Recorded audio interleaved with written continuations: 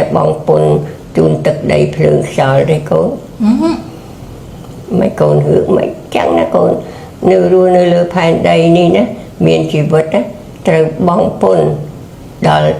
chun đào tật đầy phượng sờ đôi ta dương luôn nơi miền trẻ miền sài bay đầy khí bong pun chun ruột ơi kia con ca bong pun mệt đây vừa ăn nụ nâng khmeng chừng vậy mới tới khmeng chừng vậy con chăm mơ này na để thừa bong chả nè khmeng mới tới khmeng một ở sọt một trăm hai dụ về ai dụ về anh con bong pun mệt đầy nó nghe nè mẹ mấy con sọt bật ba là cứ tim môi nè con á sẵn xong rồi để ban mà bị bạc khai bị cá chuồn đô bị cá rột xì bị cá thừa cá con đo pram tới đọc phía rồi nông ca đọ pram tới đọ phía rồi làm bay thưa bón này là mẹ chả làm bay thưa bón cũng cho bà sân chia dương 700 bạch dương đọ chẳng thấy là mẹ tịt tịt nè dương thưa mà đón tận đông mòn tới thầy ca đây con đọ lùi mà đón tận đông con ở miền cầm lăng phơi chật thế con ở cầm lăng heo buộc đọ nó còn bờ dương sần sâm dương miền cầm lăng prúa prapot lục miền bột để cả lúc mình ao thưa bón hô smart phiếp thưa bón khăn khăn còn thưa bón luôn ai đây bởi dương thưa bón hao phơi chật là bao dương chẳng ít nè dương ắt bàn bằng cơ sở tiền nè mẹ mấy con nè mẹ con dục mấy con kê nhặt lụa mấy con từ vì tao hai mang pin đập chiếng nó tầng thô tầng ấy nó kê nhặt lụa tới con cật hương bong pun mệt đầy nó nè mẹ chơi coi cho sân mắt con xuân thì nè mẹ cách bị thì dương bong pun chun tật đầy phượng cho nó dương thưa dạng mệt nó mẹ cũng điệp Phật dục mấy con đọc Phật ba là cứ tim môi nó còn á sẵn xong rồi để ban mà bị bạc khai bị cá chuồn đô bị cá rột xì bị cá thừa cá con đo pram tới đọc phía rồi nông ca đọ pram tới đọc phía rồi làm bay thưa bón này là mẹ chả làm bay thưa bón cũng cho bà sân chia dương 700 bạch dương đọ chẳng thấy là mẹ tịt tịt nè dương thưa mà đón tận đông mòn tới thầy ca đây con đọ lùi mà đón tận đông con ở miền cầm lăng phơi chật thế con ở cầm lăng heo buộc đọ nó còn bờ dương sần sâm dương miền cầm lăng prúa prapot lục miền bột để cả lúc mình ao thưa bón hô smart phiếp thưa bón khăn khăn còn thưa bón luôn ai đây bởi dương thưa bón hao phơi chật là bao dương chẳng ít nè dương ắt bàn bằng cơ sở tiền nom ai ba từ mình cũng cho nè mẹ ở bà sân chưa quạt nó mình chỉ bột sát na chia sát na cứ chia sát na ấy sẽ ta ai thưa bị thi năng ban thì sát na vậy cái đó cứ kia sát na là ở chẳng ở bài mẹ sa kha trên bị kia thì con ao ta pre lục đất nom đào non ẩm bơi lỏ ai thưa bàn chẳng ở thưa tam được biết sát na riêng luôn hai côngประมาณ sát na kia từ bên thằng màu cứ kia sát na Hindu đạiพระองค์เจวรมันที่7ลูกบานจะบัดโจมจมวยนึงพระพุทธศาสนาเพราะพระพุทธศาสนาเกี่ยศาสนาดักนวมจำนายปรมมันศาสนาเกี่ยศาสนาอนุวัตนะคนนะศาสนาเดิมจ้ะเกี่ยศาสนาอนุวัตเกี่ยศาสนาเดิมแน่บางคนชอบศาสนาฮินดูมันโจจัดศาสนาฮินดูคนกูคงกูรูปพระพุทธเมียนดาพระพุทธเมียนดาคือเกี่ยพระเก้าเนี่ยโกมโนพระองค์ทมในเรือพนมกะเลนั่นนะโกโลเกี่ยพระพุทธพระโพธิสัตว์คือจะพระโพธิสัตว์เนี่ยไม่ฉลองมวดคนสมโตคือจะพระโพธิสัตว์ตีมวยในมหานครยืนนะคนตระจำไอ้ชาวบ้านถ้าเฮ้ยเบอร์คนมันโกรุปมันโจจัดศาสนาฮินดูคนกงtừ chọn nơi ông cố này có đấy. พระองค์โกวัดเทเวดำใบพระอาทิเตป đầm bay cơ rụp đó ôngพระอาทิเตป hay ông พระอาทิเตป nhưng hơi chỉ mùi nâng bậc Phậtศาสนาได้chỉ mùi kia con mơ ca riệp ca thưa vậy cái đóศาสนาฮินดูโจเจริญนักคน ที่ศาสนาล้อมันเป็นศาสนากรอบลูกนักนอมยืนกรอบปีนกา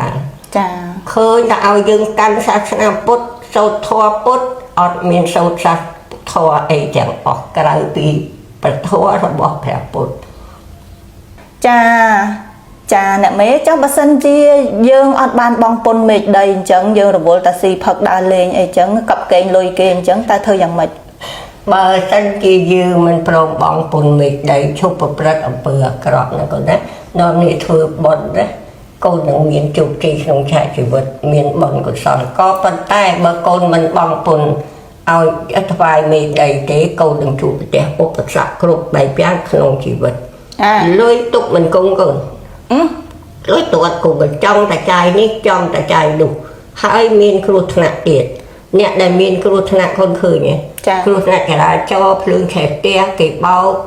អស់ផ្ទះអស់ដីរលីងរស៊ីធ្លាក់កូនអីចឹងធ្លាក់កូនរហូតធ្វើការក៏ចាំកំពុងធ្វើការល្អមេស្អប់មេតកចេញមេបកើតជាបញ្ហាគឺឆាកជីវិតយើងអត់ល្អអញ្ចឹងយើងធ្វើកិច្ចបងពុនមេឃដីហ្នឹងយើងអត់ងាយចាញ់បោកគេទេអ្នកយើងធ្វើ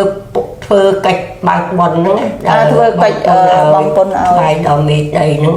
យើងមិនងាយចាញ់បោកគេហើយក៏មិនងាយចំណាយលុយប្រេះផ្ដាច់កូនរក្សាគង់ទ្រព្យសម្បត្តិយើងដែលខំរកពីព្រោះលោកខំឲ្យយើងត្រូវតែគិតអំពីលោកណាកូនការបងពុនមេឃដីធ្វើឲ្យមនុស្សនឹងក្មេងជាងវ័យមើលទៅក្មេងជាងវ័យកូនចាំមើលអ្នកណាដែលធ្វើបន់ច្រើនណាក្មេងមើលទៅក្មេងមុខឲ្យស្រស់ប្រព្រឹត្តហើយអាយុវែងចាអាយុវែងកូនចាអ្នកមិនអាចបំបែកពុទ្ធសាសនានិងព្រហ្មញ្ញសាសនាចេញពីគ្នាបានទេចាព្រោះព្រះអង្គជ័យវរ្ម័នទី7លោកបានច្របាច់ចូលគ្នាតាំងពីសម័យមហានគរនោះកូននៅឋានកណ្ដាលមានប្រមេធរណីលោកជាអ្នកគ្រប់គ្រងចំណែកនៅឯឋានលើគឺព្រះវេស្សវណ្ណលោកជាអ្នកគ្រប់គ្រងលោកមានមង្គលសាមួយណាកូនចាអ្នកដែលធ្វើខុសលោកអត់ទោសឲ្យលោកអនុគ្រោះឲ្យ3 4ដងអញ្ចឹងទៅហើយអ្នកដែលមានបុណ្យកុសលច្រើនលោកអនុគ្រោះដល់ទៅ10ដងអីទៅចាហើយបើសិនជាមិនកែប្រែមង្គលសាលោកមិនទុកទេ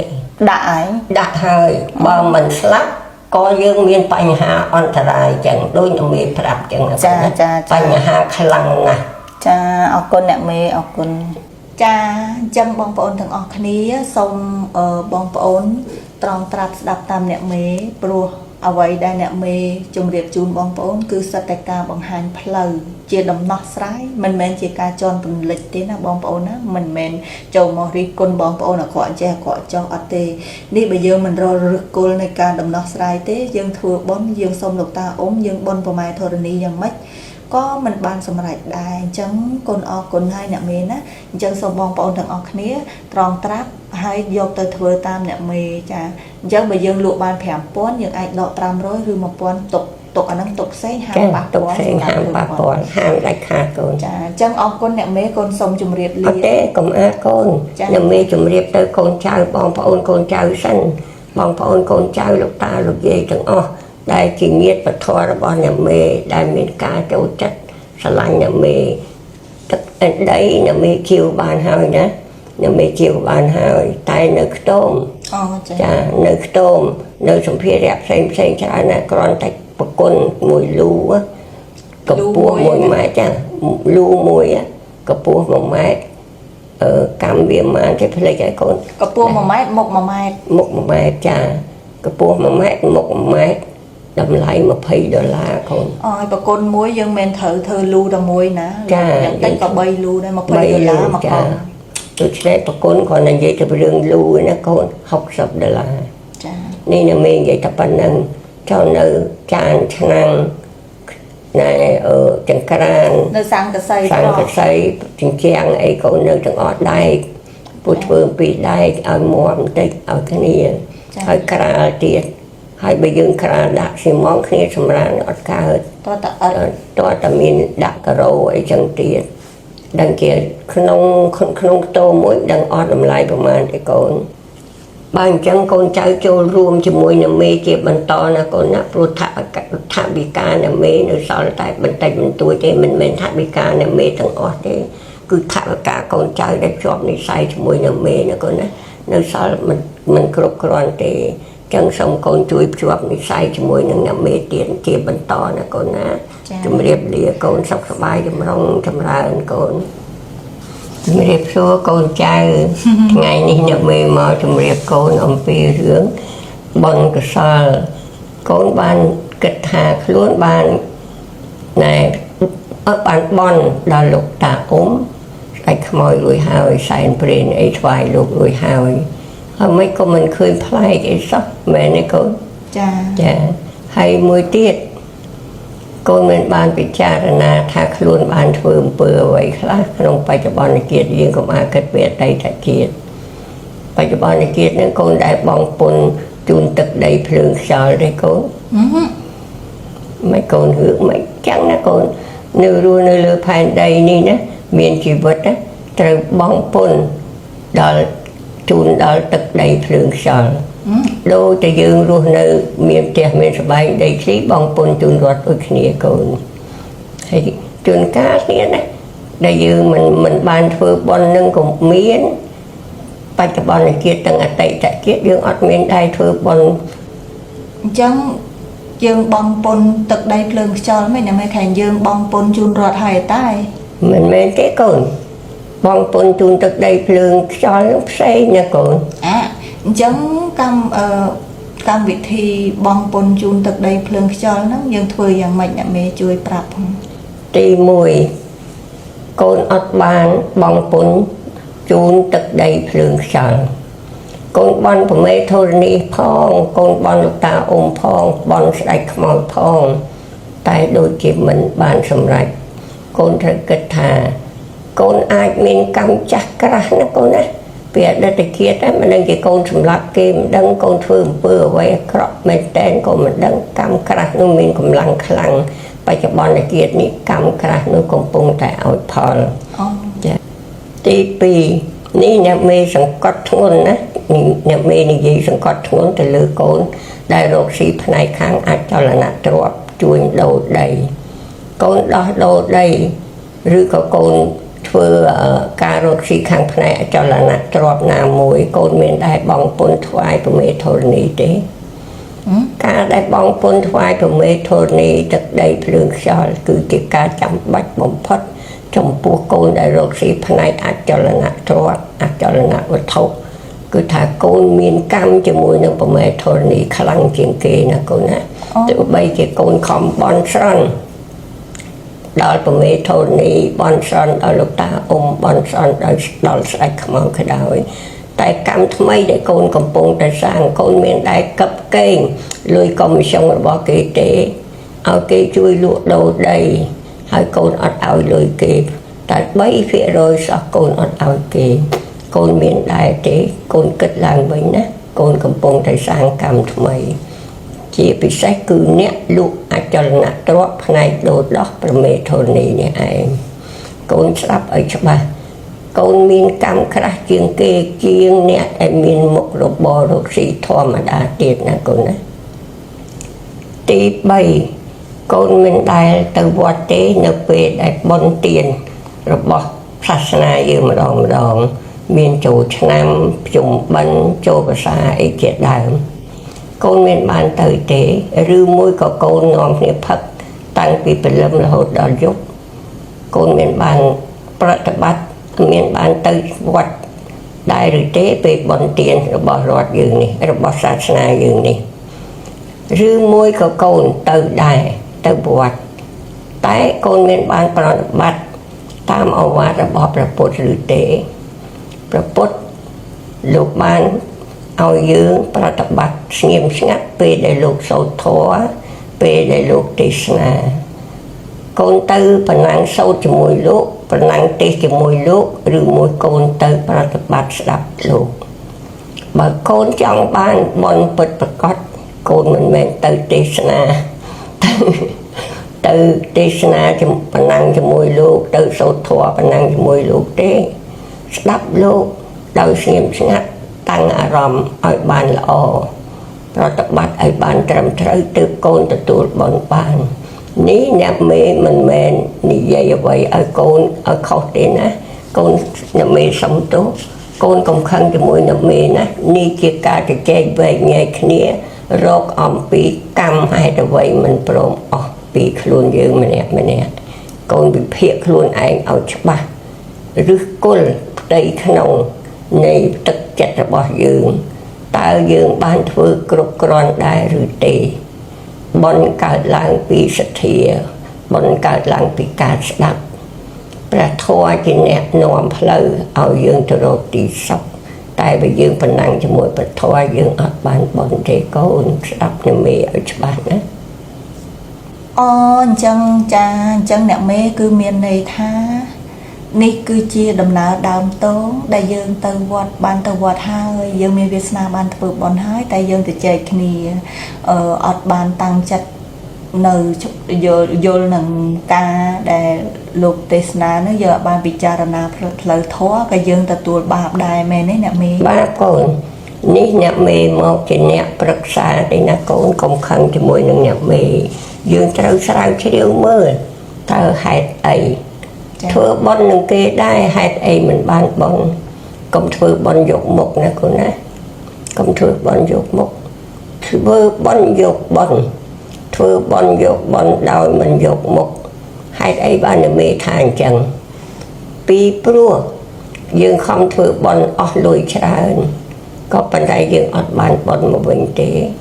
ពីព្រោះយើងមិនបានប្រតិបត្តិឲ្យបានត្រឹមត្រូវចាមិនបានបុណ្យហើយថែមទាំងបានស្ពាយបាបទៀតចាអញ្ចឹងអ្នកមេអញ្ចឹងពាក្យថាបងពុនជូនមេឃដីទឹកដីភ្លើងខ្យល់ចក្រវាលហ្នឹងតើយើងត្រូវធ្វើអ្វីខ្លះការបងពុនជូនទឹកដីភ្លើងខ្យល់ចក្រវាលហ្នឹងគឺយើងដកលុយរបស់យើងដែលយើងរកបានបើពីអចលនទ្រព្យពីមុខចំនួនផ្សេងពីប្រាក់ខែឬពីមុខរបរយើងធម្មតាក្នុង100យើងដក1រៀល10000យើងដក1000 5000យើងដក500ណាកូនណាហើយសន្សំលុយនោះទុកដាក់ឲ្យបានត្រឹមត្រូវអត់មានសិទ្ធិយកមកចាយធ្វើអ្វីក្រៅពីការទុកធ្វើបន្លាយ3ខែឬ6ខែយើងដកលុយនោះទៅធ្វើបន់ម្ដងលុយនោះដាច់ខាតដាក់ហឹកផ្សេងគ្នាពីលុយដែលយើងប្រើប្រាស់ធម្មតាបើយើងចង់ទៅពេទ្យយើងចង់ព្យាបាលជំងឺយើងចង់ទិញវត្ថុអ្វីផ្សេងណាអចលនទ្រព្យផ្សេងយើងត្រូវដកលុយផ្សេង10% ឬក៏20% ទុកសម្រាប់ផ្សេងចំណែកលុយបុណ្យគឺថាដកតែ5% ឬ10% ទុកសម្រាប់បុណ្យគឺអត់មានសិទ្ធិយកមកប្រើអ្វីក្រៅពីការយកទៅទុកធ្វើបុណ្យឡើយណាកូនអញ្ចឹងមានន័យថាអ្នកមេកូនសុំសួរបញ្ជាក់អញ្ចេះអញ្ចឹងលុយហ្នឹងប្រហែលឆ្នាំមិញអ្នកមេថា3ខែ6ខែធ្វើបុណ្យម្ដងឯអ្នកមេអីចុះធ្វើតែ6ខែ3ខែ6ខែហ្នឹងទៅប្រាប់លួចហើយនៅសល់យើងយកមកចាយអស់មែនទេអត់បានកូនលុយនឹងអត់សិតទេមិនមែនចាំតែ3ខែទៅ6ខែទេនេះអ្នកមេនិយាយសម្រាប់គ្នាអ្នកដែលអត់ចាយើងអ្នកដែលមានយើងធ្វើបុណ្យរឿយអ្នកអត់ក៏ដោយធ្វើបុណ្យរឿយដោយគ្រាន់តែបោះវត្តក៏ជាបុណ្យណាដើម្បីឧទ្ទិសបុណ្យនឹងថ្វាយព្រះមេធរណីជាការបងពុនថ្វាយមេឃដីទឹកដីភ្លើងខ្យល់ណាកូនជាករណីកិច្ចសំខាន់បំផុតហើយខែ11ខែ12លោកបើកបញ្ជីលោកមើលរៀបរាប់ឈ្មោះអ្នកណាធ្វើបុណ្យខ្លះអ្នកនេះធ្វើបុណ្យបានអ្វីខ្លះបានប៉ុន្មានបានបុណ្យច្រើនឬអត់ហើយខែ12លោកបិទវិញលោកបើកតែមួយផ្លែទេប៉ុន្តែមួយខែសម្រាប់ពួកយើងចាហើយធ្វើបុណ្យដើម្បីឲ្យចប់ក្នុងឆ្នាំថ្មីក្នុងឆ្នាំចាស់នេះកូនកុំតន់ដល់គិតរឿងឆ្នាំថ្មីធ្វើបុណ្យបានត្រឹមតែ3ថ្ងៃនៃមហាសង្ក្រាន្តទេបានន័យថាម៉េចបានន័យថាបើហួសពីមហាសង្ក្រាន្តហើយគឺអត់ធ្វើបុណ្យសម្រាប់ឆ្នាំចាស់នេះទេណាកូនយើងចូលឆ្នាំថ្មីហើយអញ្ចឹងខែ11ខែ12លោកខែ11លោកបើកបញ្ជីខែ12លោកបិទបញ្ជី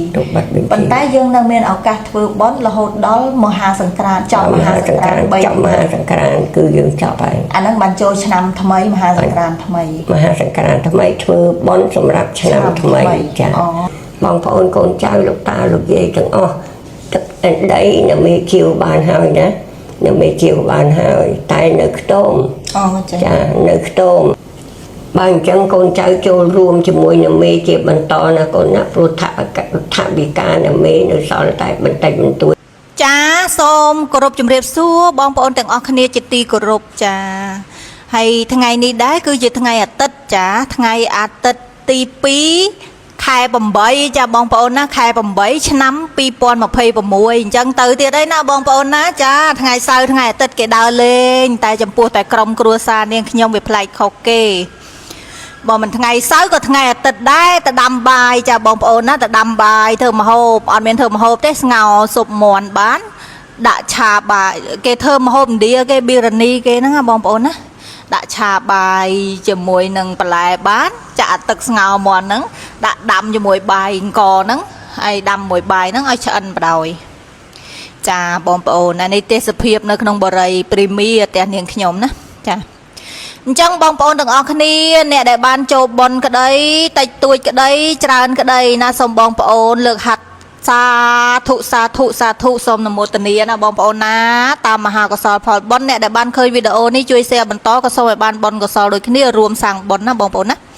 សម័យនេះគឺឆ្លងភ្លើងហើយនាំគ្នាធ្វើបុណ្យចឹងឯងបងប្អូនណាចាសៅរ៍អាទិត្យគេដើរលេងចំណែកតែក្រុមគ្រួសារនាងខ្ញុំសៅរ៍អាទិត្យចាតែចែកបាយនៅពេទ្យខេត្តសៀមរាបចាបងប្អូនណា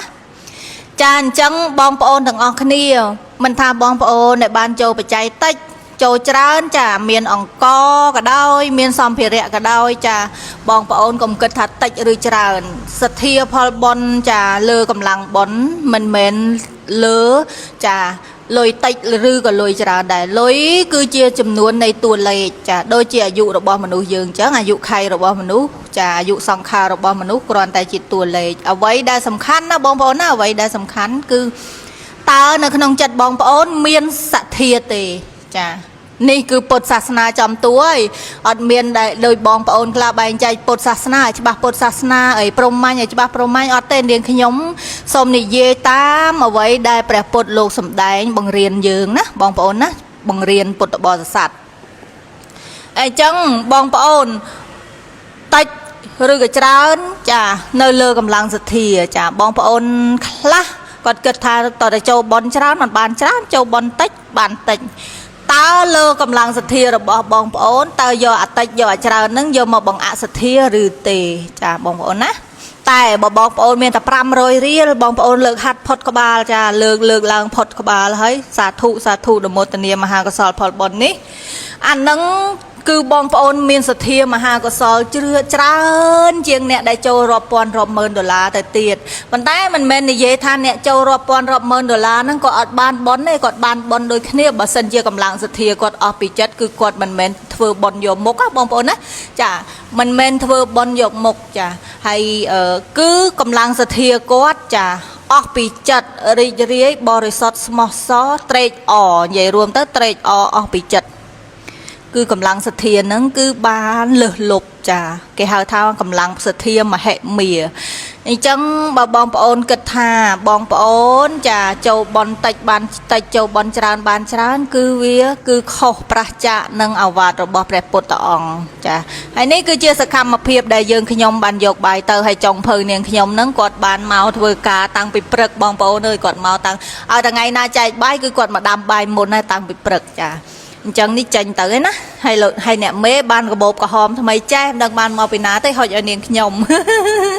ចានាងខ្ញុំដាក់អីវ៉ាន់កាបូបក្រហមហ្នឹងក៏ស្រួលយួរដែរបងប្អូនចាអីវ៉ាន់តិចតួចអីចាហើយនេះគឺចេញទៅចេញដំណើរចេញពីផ្សាររាត្រីផល្លាចាមកបុកមកខាង ABA វិញទៅខាងពេទ្យខេត្តសៀមរាបព្រោះអីពេលនេះគឺម៉ោង10ជាងហើយណានាងខ្ញុំទៅចែកហ្នឹងគឺម៉ោង10:40ជាងហើយអញ្ចឹងនេះមកដល់ពេទ្យខេត្តហើយអញ្ចឹងសូមបងប្អូនចូលរីករាយត្រេកអរមើលនឹងសកម្មភាពដែលយើងខ្ញុំទាំងអស់គ្នាម្ដាយកូនដែរហើយនឹងប្តីស្វាមីនាងខ្ញុំណាបានមកចែកបាយនៅក្នុងពេទ្យខេត្តសៀមរាបណាបងប្អូនណាសូមលើកហាត់នមោទនាមហាកុសលផលបុណ្យទាំងអស់គ្នា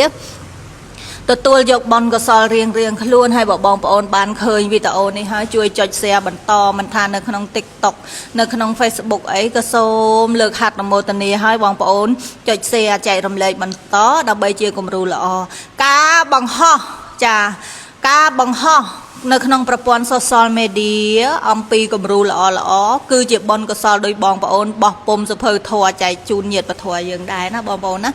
បានបុណ្យស្មើគ្នាតើបងប្អូនចាផ្សព្វផ្សាយនៅអរិយធម៌ពុំល្អអាហាភាសមិនសមរម្យវាចាទៅនឹងសិលធម៌ក៏បងប្អូនអាចនឹងខុសចាចុះនរកតាមនងដែរណាបងប្អូនណាអញ្ចឹងសេចក្តីល្អឬសេចក្តីអាក្រក់ទៀមទាទៅលើទង្វើរបស់បងប្អូនដែលបានធ្វើហើយចុះបើសិនជាឃើញអ្នកណាម្នាក់គេបង្ហោះគំរូល្អនៅក្នុងប្រព័ន្ធ social media បងប្អូនអរគុណគេហើយបងប្អូនត្រេកអរនឹងការដែលគេបង្ហោះនៅនឹងសេចក្តីល្អនោះបងប្អូននឹងបានមហាកុសលផលបុណ្យដូចគ្នាចាសូមបងប្អូនអ្នកដែលបានចូលបច្ច័យក្តីអ្នកដែលមិនបានចូលបច្ច័យក្តីលើកហត្ថនមោទនាសាធុសាធុមហាកុសលផលបុណ្យនោះនឹងបានដល់បងប្អូនណានឹងបានដល់បងប្អូនដូចគ្នាអញ្ចឹងគឺមកពេទ្យខេត្តសៀមរាបនៅថ្ងៃទី2ចាថ្ងៃអាទិត្យទី2ខែ8ឆ្នាំ2026ហើយនេះតុងជាតិខ្មែរយើងស្រស់ស្អាតណាស់បងប្អូនអើយនៅក្នុងខេត្តសៀមរាបនៅក្នុងពេទ្យខេត្តសៀមរាបណាបងប្អូនណាចឹងសកម្មភាពទាំងនេះគឺយើងខ្ញុំបានធ្វើរាល់ថ្ងៃបើមិនថ្ងៃសៅរ៍ក៏ថ្ងៃអាទិត្យដែរបើថ្ងៃសៅរ៍រវល់ចឹងថ្ងៃអាទិត្យទៅណាបងប្អូនណាអញ្ចឹងសូមសាបព្រោះចាបណ្ដុះពូជនៅសេចក្តីល្អជូនដល់បងប្អូនទាំងអស់គ្នាឲ្យបានជ្រាបឲ្យបានទស្សនាបានធ្វើចូលរួមក្តីអត់បានចូលរួមក្តីក៏សូមលើកហាត់ឡើងសាធុសាធុសាធុថ្ងៃណាមួយមហាកុសលផលបុណ្យនោះនឹងចាត់ចែងឲ្យបងប្អូនទៅដល់កន្លែងមួយដ៏សែនសុខអញ្ចឹងយើងខ្ញុំអត់បានចោលបរិយាទេណាដោយសារបងប្អូនយើងមកយកបាយច្រើនចឹងអត់មានថង់ដាក់ថង់ទៅគាត់បងស្រីនោះដាក់6ប្រអប់ហើយអញ្ចឹងមីអូននេះយកថង់ទៅទៀតអញ្ចឹងថង់ទឹកសុទ្ធហ្នឹងនាងខ្ញុំក៏បានប្រមូលដាក់ឡានត្រឡប់មកវិញគឺអត់មានចោលរាយប៉ាយនៅទីនោះទេអញ្ចឹងសូមបងប្អូនចាជួយ share បន្តនៅវីដេអូល្អៗនេះដើម្បីជាគំរូល្អដល់កូនចៅជំនាន់ក្រោយចាអញ្ចឹងអ្នកមេឡើងឡានអ្នកមេឡើងឡានភាសាទឹកហើយនេះគឺជាសកម្មភាពដែលពួកយើងខ្ញុំបានត្រឡប់ទៅវិញសូមជូនបុណ្យមហាកុសលនេះជូនដល់បងប្អូនជនរួមជាតិទាំងអស់ក៏ដូចជាបងប្អូនខ្មែរនៅបរទេសនៅគ្រប់ប្រទេសទាំងអស់ចិនកូរ៉េវៀតណាមថៃអីចឹងទៅតួបងប្អូននៅទីណាកន្លែងណាក៏ដោយអាមេរិកអូស្ត្រាលីអីក៏សូមទទួលមគ្គផលកុសលផលបុណ្យទាំងអស់គ្នាសាធុសាធុសាធុសូមបងប្អូនទទួលយកសេចក្តីសុខឲ្យបានដល់ជីដូនជីតាកងម៉ាវរៈបរោះវរៈនារីខ្មែរគ្រប់ចំនួនចាបរមីព្រះមហាក្សត្រត្រីយានីខ្មែរគ្រប់ចំនួនចាគ្រប់ជម្រាបសួរបងប្អូនទាំងអស់គ្នាជាទីគោរពចាថ្ងៃនេះនាងខ្ញុំមកចាបង្ហាញជូនអំពីដែលនាងខ្ញុំនិយាយពីវីដេអូម្សិលមិញហ្នឹងជម្រាបជូនអំពីព្រះវិហារភ្នំហប់តែនាងខ្ញុំអត់បានជំរាបជូនបងប្អូនទេអត់បានថតជូនបងប្អូនទេថ្ងៃនេះនាងខ្ញុំក៏សូមថតជូនបងប្អូននៅព្រះវិហារភ្នំហប់ដែលនាងខ្ញុំជំរាបបងប្អូនថា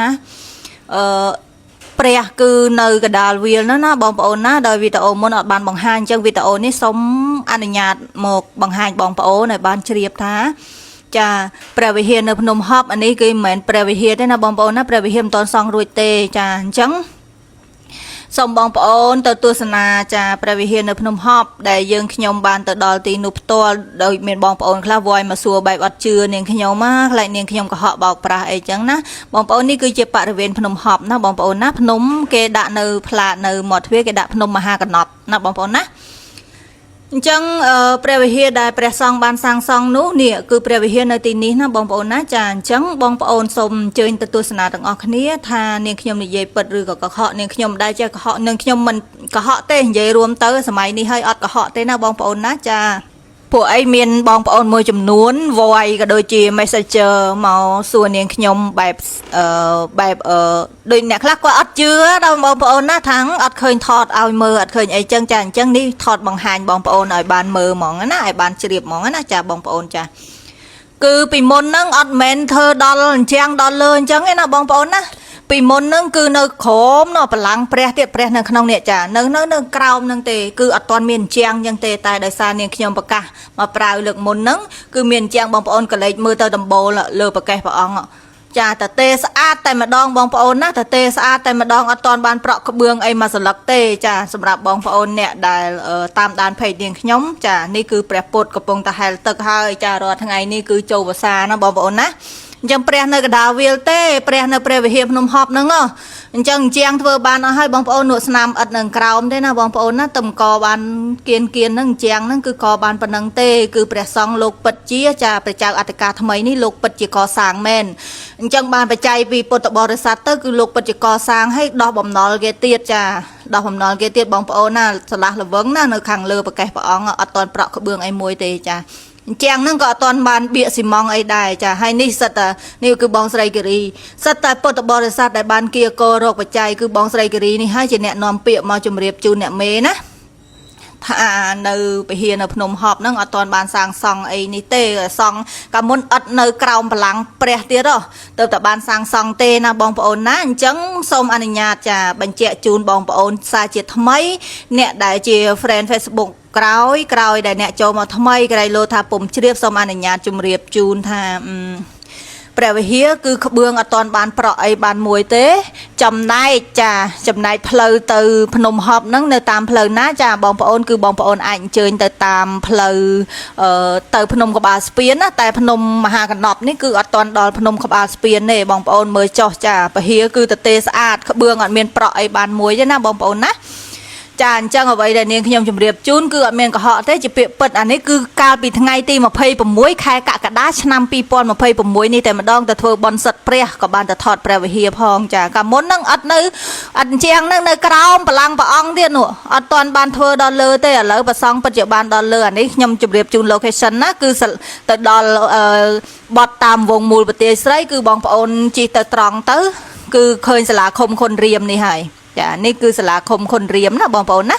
ចាបងប្អូនឃើញសាលាឃុំខុនរៀមនឹងហើយគឺបងប្អូនជិះទៅត្រង់ទៀតអានេះមិនមែនចូលតាមនឹងទេជម្រាបឲ្យជម្រាបទៀតមិនមែនទៅចូលតាមនឹងទៅដល់វត្តទេអត់ទេនេះគ្រាន់តែជម្រាបជូនស្លាកសញ្ញាផ្លូវចាហើយទៅដល់ហ្នឹងគឺបងប្អូនឃើញពេទ្យបងឯកហ្នឹងនៅខាងឆ្វេងដៃ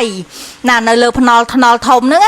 ចាចំណែកវត្តនៅខាងស្ដាំដៃខ្លោងទ្វារបត់ចូលវត្តគឺនៅខាងស្ដាំដៃនេះជម្រាបឲ្យជ្រាបចានេះមិញហ្នឹងគឺពេទ្យបងឯកនៅខាងឆ្វេងដៃបងប្អូនចាបងប្អូនជើញមកពីវងមូលប្រទេសស្រីនេះភ្នំផ្លូវចូលភ្នំណាចានេះគឺផ្លូវចូលវត្តចាវត្តគឺនៅលើភ្នំណាបងប្អូនណាអញ្ចឹងអនុញ្ញាតជម្រាបជូនបងប្អូនម្ដងទៀតគឺវត្តមហាកំណប់ណាបងប្អូនណាវត្តមហាកំណប់អញ្ចឹងបងប្អូនមកដល់ឃើញខ្លោងទ្វារហ្នឹងទូចមួយទេតោះសង្កេតឲ្យបត់ទៅឲ្យសួរគេបន្តទៀតទៅណានេះដើម្បីឲ្យជ្រាបច្បាស់នេះបញ្ជាក់ជូនអ្នកមកពីវងមូលប្រទេសស្រីអញ្ចឹងទៅណាបងប្អូនណាបងប្អូនបត់ទៅរកខុនរៀមបត់ទៅរកភ្នំក្បាលស្ពានតែបងប្អូនអត់ទៅដល់ភ្នំក្បាលស្ពានទេគឺភ្នំក្បាលស្ពាននៅប្រហែលជា4-5គីឡូ4-10គីឡូទៀតបានដល់ណាបងប្អូនណានាងខ្ញុំអត់ដឹងច្បាស់ដែរអញ្ចឹងអ្នកចំណូលថ្មីគឺអត់សូវដឹងទេតែគ្រាន់តែដឹងថាផ្លូវទៅភ្នំក្បាលស្ពានតែអត់ទាន់ទៅដល់ទេណាបងប្អូនណាចាអញ្ចឹងគឺបញ្ជាក់ឲ្យច្បាស់បងប្អូនអ្នកចូលមុនលោកជ្រាបហើយប៉ុន្តែអ្នកចូលក្រោយអត់បានជ្រាបទេអញ្ចឹងនាងខ្ញុំធ្វើវីដេអូជម្រាបជូនបន្តមកចាគឺជម្រាបជូនម្ដងហើយម្ដងទៀតព្រោះមានបំណងនៅខែមុនចូលមហាសង្ក្រាន្តមួយថ្ងៃហ្នឹងគឺមានគម្រោងថាធ្វើបុណ្យចាសូត្រនិមន្តព្រះសង្ឃចាបិណ្ឌបាត1000អង្គប៉ុន្តែតាមគម្រោងទេតែមិនដឹងថាបានធ្វើឬក៏អត់ទេស៊ីសងលើបច្ច័យណាចាបងពុនមេឃដីឲ្យហើយសម្រាប់ឆ្នាំនេះគឺមុនចូលមហាសង្ក្រាន្ត3ថ្ងៃឧទាហរណ៍ថាថ្ងៃទី1ថ្ងៃទី2ឡើងសាកថ្ងៃទី3គឺថ្ងៃបញ្ចប់ឆ្លងអញ្ចឹងគឺអត់តាន់ទេគឺមិនតាន់ដល់ថ្ងៃចូលឆ្នាំទី1ទេមុនថ្ងៃចូលឆ្នាំទី1មួយថ្ងៃហ្នឹងគឺតាមគម្រោងណាបងប្អូនជម្រាបហើយជម្រាបទៀតអត់តាន់បានថាដឹងច្បាស់ប្រកាសថាធ្វើទេអញ្ចឹងសូមបងប្អូនចាអាចសំលុយពីឥឡូវទៅបានណាខែ4ធ្វើបន់លោក1000អង្គជុំគ្នាសាធុ